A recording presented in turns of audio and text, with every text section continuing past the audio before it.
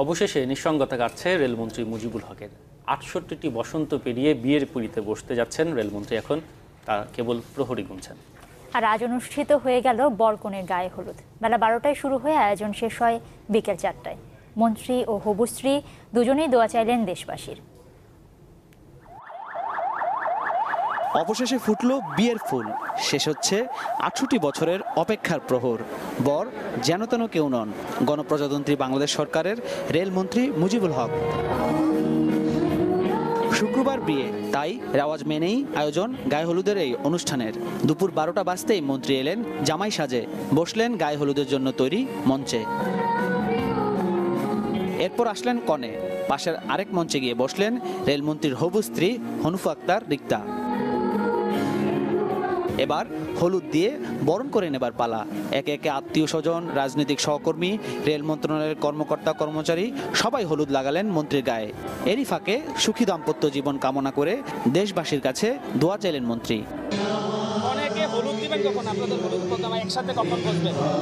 অনেকে হলুদ দেওয়ার যিনি বর দেওয়ার কোনো বিধান নাই। ধর্মীয় নীতি মেনে আগামী ৩১ তারিখ বিবাহ হবে। বিবাহ হওয়ার পর আমরা একজন আরেকজনকে ওই সময় একজন আরেকজনকে আমরা বরণ করে নিব বিবাহের পর, এর আগে নয়।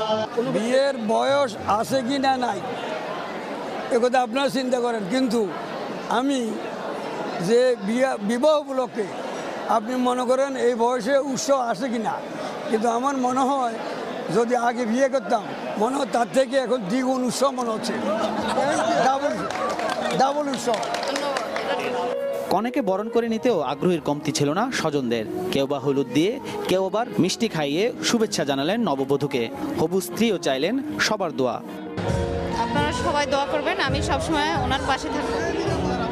মন্ত্রীর গায়ে হলুদ বলে কথা, তাই জাঁকজমকপূর্ণ এই আয়োজনে বাদ যায়নি সাংস্কৃতিক অনুষ্ঠানও।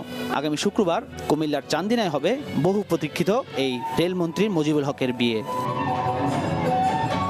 মাহফুজ কামাল, চ্যানেল 24, ঢাকা।